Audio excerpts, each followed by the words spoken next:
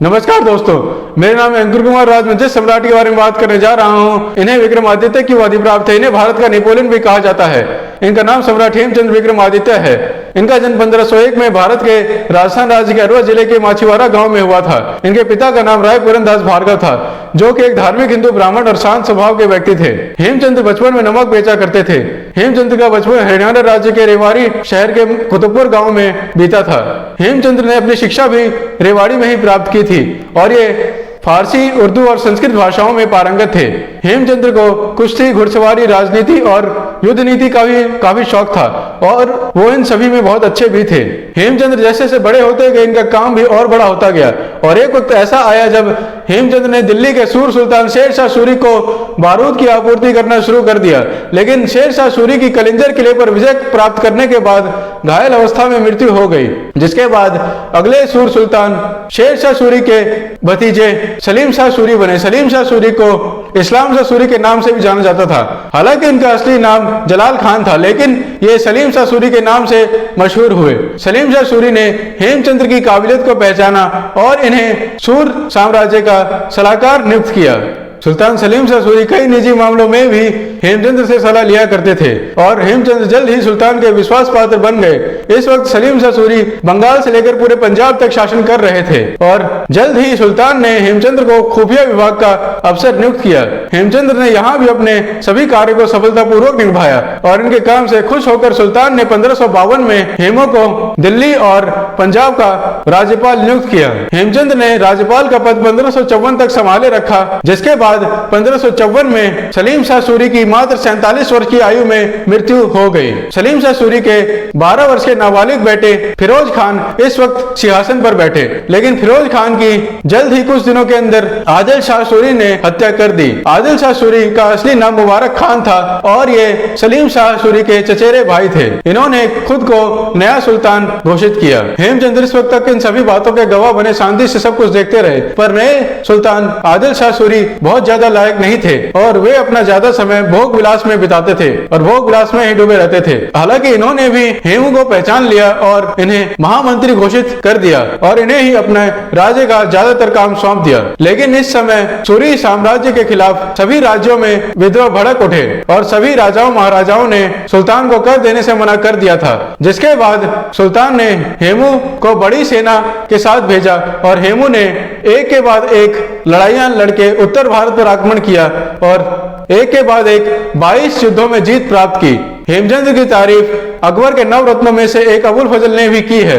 उन्होंने लिखा है कि हेमचंद्र ने सूर साम्राज्य के दूसरे दावेदार इब्राहिम शाह सूरी को भी हराया और उनके साथ कई युद्ध लड़े और सभी युद्धों में हेमू विजयी रहे। हेमू ने बंगाल के सुल्तान को भी हराया, पर जल्द ही मुगल बादशाह हुमायूं ने दिल्ली को वापस जीतने के लिए भारतीय उपमहाद्वीप पर एक बार फिर से आक्रमण कर दिया। मुगल बादशाह हुमायूं पहले मुगल बादशाह जहीरुद्दीन मोहम्मद बाबर के बेटे थे।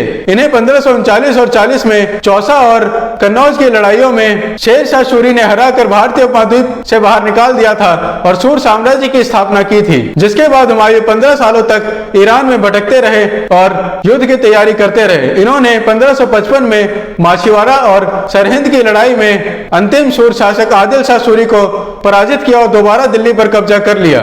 सरहिंद आधुनिक पंजाब का क्षेत्र है और ये भारतीय पंजाब का क्षेत्र है। ये लड़ाइयां 15 मई और 22 जून को लड़ी गई थी। हालांकि इस वक्त हेमू दिल्ली से काफी दूर थे और वो हुमायूं को रोक पाने में समर्थ नहीं थे। 27 जनवरी 1556 को दिल्ली के पुराने किले के पुस्तकालय की सीढ़ियों से गिरने के कारण 2 दिन के बाद घायल अवस्था में मृत्यु हो गई। इस वक्त दिल्ली तारदी बेग खान के नेतृत्व में था। दूसरी तरफ हेमचंद्र ने उत्तर प्रदेश के कई क्षेत्रों को जीत लिया और उन्होंने जल्द ही आगरा और ग्वालियर पर कब्जा कर लिया। कुछ ही समय में उन्होंने दिल्ली पर हमला किया। यह आक्रमण उन्होंने 7 अक्टूबर 1556 को किया और इस आक्रमण में हेमू के पास 50,000 घुड़सवार सैनिक, 1,000 हाथी और 51 तोपें थी। यह आक्रमण 7 अक्टूबर 1556 को किया गया और इस युद्ध को दिल्ली का युद्ध या फिर तुगलकाबाद के युद्ध के नाम से भी जाना जाता है। इस युद्ध में तारदी बेग खान के पास 60,000 घुड़सवार सैनिकों का बल था, लेकिन हेमचंद्र की सेना ने तारदी बेग खान की सेना को संभलने का कोई मौका नहीं दिया और जल्द ही तारदी बेग खान युद्ध का मैदान छोड़कर भाग गया। काफी मुगल सैनिक मारे भी गए और काफी युद्ध के मैदान से भाग गए और हेमचंद्र भी कुछ नुकसान के साथ विजयी हुए, जिसके बाद दिल्ली के पुराने किले में उनका राज्याभिषेक किया गया और उन्होंने विक्रमादित्य की उपाधि धारण की। विक्रमादित्य प्राचीन भारत के चक्रवर्ती सम्राट थे। इन्हें इनकी असाधारण वीरता और दया के कारण जाना जाता है। इनका नाम कई भारतीय राजाओं, महाराजाओं और सम्राटों ने इनके जीवन से प्रेरित होकर अपनाया है। सम्राट हेमचंद्र अब उत्तर भारत के सबसे शक्तिशाली सम्राट बन चुके थे। इन्होंने कई नियमों में सुधार किए और गायों की हत्या पर भी प्रतिबंध लगा दिया। इन्होंने हालांकि मात्र 30 दिन तक शासन किया, क्योंकि मुगल अब भी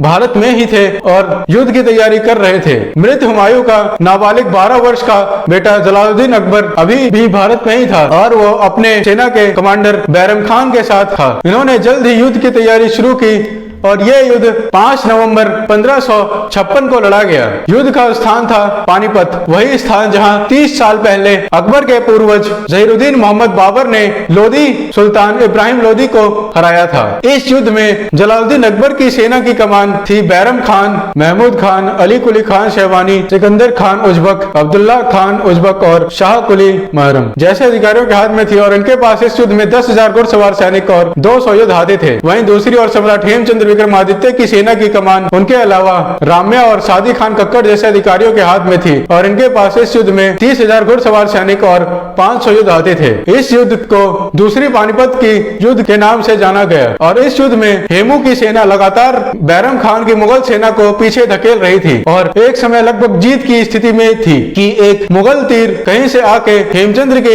एक आंख में घुस गया और वो बुरी तरह घायल हो गए। हेमचंद्र हाथी पर बैठे थे और वो हाथी के हौज में बेहोश होकर गिर गए। हेमू की सेना ने अपने राजा को गिरते देख इधर उधर भागना शुरू कर दिया। भागते सैनिकों पर बैरम खान ने तीर बरसवाए और काफी हेमू के सैनिक और मारे गए और काफी भाग खड़े हुए, जिसके बाद हेमू ये हार गया। हेमू को काफी ढूंढने के बाद वो हाथी के हौज में बेहोश मिला। जब उसे होश आया तो वो जलालुद्दीन अकबर के सामने खड़ा था। अकबर ने हेमू से उनकी अंतिम इच्छा पूछी तो हेमू ने कहा, तुम सभी बाहरी आक्रमणकारी हमारे देश को छोड़ के चले जाओ, यही है मेरी आखिरी इच्छा। जिसके बाद बैरम खान ने अकबर से उनकी गर्दन काटने के लिए कहा, पर अकबर ने संकोच किया तो बैरम खान ने हेमचंद्र की गर्दन काट दी। जिसके बाद हेमू इतिहास में अमर हो गए और इतिहास में सम्राट हेमचंद्र विक्रमादित्य की उपाधि के साथ अमर हो गए। सम्राट हेमचंद्र के सम्मान के रूप में हरियाणा सरकार ने 1991 में हरियाणा के पानीपत जिले के सोडापुर गाँव में उनकी एक प्रतिमा भी बनवाई। जहाँ उनका सिर काटा गया था वहाँ पे एक हिंदू मंदिर भी बनवाया गया जो कि उनके सम्मान के रूप में बनवाया गया था। लेकिन इस मंदिर को कई मुस्लिम लोगों ने दरगाह के रूप में बदल दिया है और इसकी आज अच्छी हालत नहीं है। हाँ तो दोस्तों, आपको आज का वीडियो कैसा लगा हमें नीचे कमेंट्स में जरूर बताएं। उम्मीद है कि हमारा आज का ये नॉलेजेबल वीडियो आपको अच्छा लगा होगा। और अगर आपको आज का वीडियो अच्छा लगा हो तो प्लीज इस वीडियो को लाइक और शेयर जरूर करें और हाँ, चैनल को सब्सक्राइब करना और नोटिफिकेशन बेल दबाना ना भूलें, ताकि आपको आगे आने वाले वीडियो के अपडेट्स ऐसे ही मिलते रहें। धन्यवाद दोस्तों, अपना ख्याल रखें, अपने परिवार का ख्याल रखें। धन्यवाद।